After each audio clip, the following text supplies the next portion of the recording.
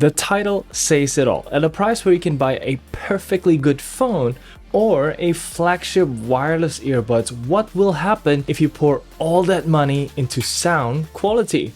Let's get into it. Selamat pagi! Good morning everyone, Kenneth here, and today I'm super excited to share my experience with the Moondrop Blessing3 that I've been using for the past month and a little bit more actually. I know it's a price point where anyone would say, holy why would I spend that much for an earbud? But I'm telling you, this is actually a sweet spot in higher end audio because you're getting a real good sound quality jump without spending way too much, because I'm telling you, there are IEMs that touches $1,000 and more. Anyways, hit the thumbs up if you feel my excitement. As always, I try to give reviews that you can relate to. That's why we'll have many comparisons of my top recommendations over the years here, all to give you a good idea of how this sounds. But feel free to comment your experience and suggestions below. My full disclosure is there as well. And let's get started right away. Before we go to sound quality though, I'd like to talk about the build quality and unboxing, which is unmistakably Moondrop. You open this box like a jewelry box, which took the fanciness to another level. It's something you'd want to show off in your house. But remember Moondrop Alice? Anyone? So yes, the design language here is very similar to the Alice, especially this pattern on the hard case, which by the way is very nice because it protects the expensive IEM and at the same time have enough space for a medium-sized DAC like this VO BTR5 and its connector cable, because at this point you really have to plug it in to do it justice, but we're getting ahead of ourselves here. Moving on to the accessories, there are 6 pairs of ear tips inside, not spring tips, but they fit perfectly still. There's a postcard, some paperwork, but most importantly the cable is now super thin and light, unlike the olden days of Moondrop Kato, so it's a very welcome change. It behaves very well. The neck cinch is very easy to adjust and also stays in place due to the slight resistance to the cable. Overall, it's one of the best cable I've ever used so far, and you just have to set it up once and it disappears, like it doesn't distract you while listening to music. But let's turn our attention to the IEMs here, because this is the star of the show. It's jam-packed with juicy tech. One of the biggest improvements this time around is the 2 dynamic drivers firing on the opposite to each other, which means they cancel each other's vibration, less noise, increased dynamic range, and I really felt that as my experience with the Blessing2, which is its predecessor, was that it lacks the oomph on the low end, despite having great detail retrieval from its 4 balanced armatures, which are still present here. Now, this arrangement requires 3D printing all the way through, and as a result, not only the sound is amazing, but the Blessing3 look beautiful through the see-through resin. And it doesn't stop there, because the shape is sculpted to fit the ear like a glove. I'm getting perfect fit 100% of the time, and even though the IEM itself is pretty big, when you wear it, the weight really disappears and you get one of the most passive noise isolation I've ever tested. I mean, you even get an airplane adapter in the box. Now, to top the design off, the stainless steel faceplate here is nice, and as much as I hate to admit, I'm quite clumsy in taking care of stuff. So these IEMs has had their share of falls and bumps, but so far I can see only very minor micro scratches, and while fingerprints stick very easily, a simple wipe will do the job and they will shine like new. So now is finally the time to talk about that sound quality. And just as a reminder, my affiliate link is down below if you'd like to get one. I may get a small commission at no extra cost to you, and do subscribe if you like the way I review audio and tech. I would love to see you in future videos. With that said, let's start the comparison for my latest wireless earbuds recommendation for sound quality, the $60 Soundpeats Engine 4 and almost $200 Moondrop Alice. Now, these two are the top of the crop when it comes to wireless sound quality. The Engine 4 easily rivals earbuds twice the price, and Moondrop Alice is basically a wireless Moondrop Kato with excellent vocal presentation and imaging. Of course, with the limitation of the Qualcomm wireless chip, but it still sounds very good. And how does the Blessing3 sound better exactly? I'd like to start the comparison from Evening Calm Somber Fireworks by Yorushika. There are loads of things happening in the song, and the Engine 4 with my EQ does a great job in making it sound dynamic with strong bass presence without losing detail on the vocals and instruments. It's quite a balanced tuning that will please a lot of people. Here, the Moondrop Alice may sound more boring with much less bass punch, but it makes space for other instruments to shine, and slowly you'll appreciate how it brings out a lot more instrument details, all while making female vocals sound fuller and put it at the front of the show.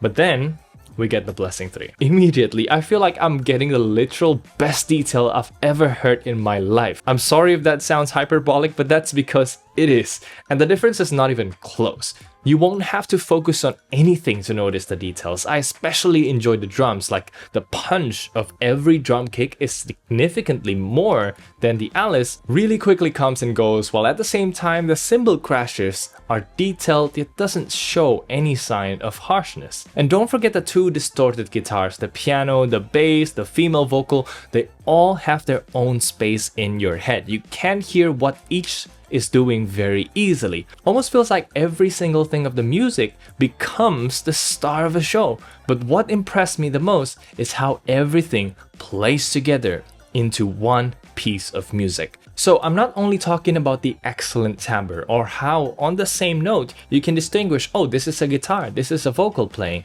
but the tonality or how everything blends together is so good, like how sweet the vocal sounds, the little open hi-hat accents, the guitar bass fill-ins, and my favorite is the quality of sound from different cymbal types around 1 minute 33 seconds. It's really hard to believe these are coming from so many drivers. They act as one, and my ears are blessed.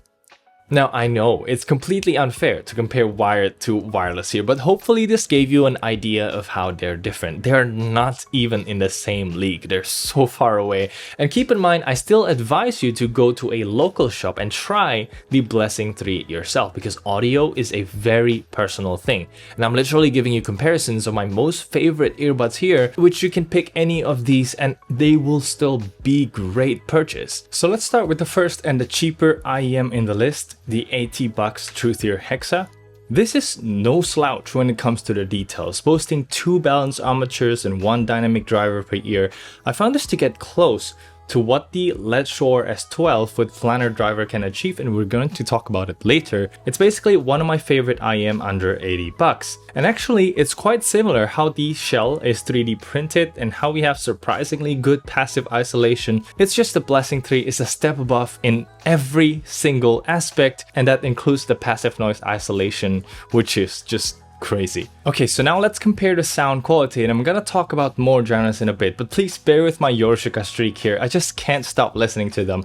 Anyway, Miyakochi is a relatively simple song, but even the difference is clear as day here, although in a very interesting way. So immediately after switching between the two, I noticed the Blessing3 is like everything Truthear Hexa, but more.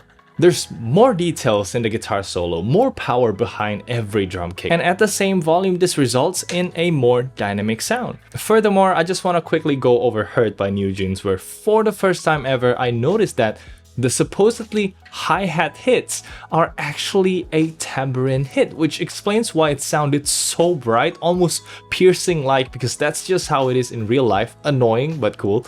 And my audio gear so far, and yes, not the Truthear Hexa, couldn't make out that texture with this amount of detail, which the Blessing3 could easily pull off, and that's crazy. But now let's bring up the price point to around $150, where we have the Letshuoer S12, which is my go-to planar IEM recommendation, beating out the 7Hz Timeless for its performance to value. It's got amazing detail retrieval, very wide sound staging, and a fun V-shaped sound. And to compare, I'd like to bring a new addition to my review playlist, Another One Bites the Dust by Queen. I have one word to describe the Blessing3, and that is clean. It feels like the bass lick, the guitar sliding chords are so much cleaner, which works especially well with the funky nature of the song. It makes you feel that every beat is precise, every single time. Don't mistake me though, the S12 is an amazing IEM in its own right. The sound staging is as good as it gets, the technicality is not that significantly different.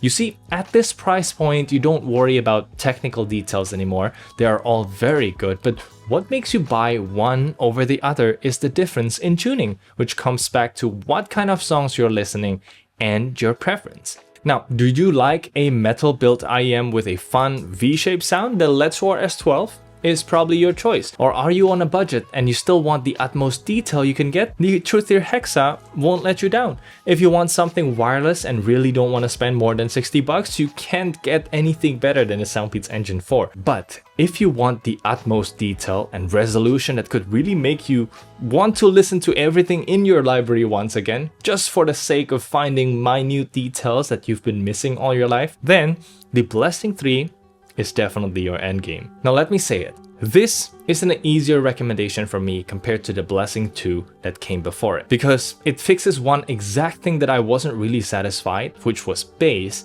And of course there are ways to bring that up, either through an EQ or an external DAC, but I still believe it'll be much less hassle if you get something that sounds amazing right out of the box. And the Blessing 3 is exactly that, and honestly, it's worth the money you'll spend here. And we've reached the end of the review. Comment down below if there's any detail you'd like to know. I know, this is probably not in-depth enough, or you would like the more standard, oh, okay, I talk about the bass, talk about the mids, talk about the treble. These kind of stuffs, let me know down below. I'm trying to keep on improving my IEM review format. Also, support what I do by buying through the affiliate links below. You can just click on it, buy anything you want. It doesn't even have to be these stuff, and I may get a small commission at no extra cost to you. I hope this video was helpful. Thank you so much for watching. I'll put my review for the Soundpeats Engine 4 here because it's really that good. And that's pretty much it for me today. Thank you so much for watching. I'm Kenneth, and I'll see you in the next one. Bye.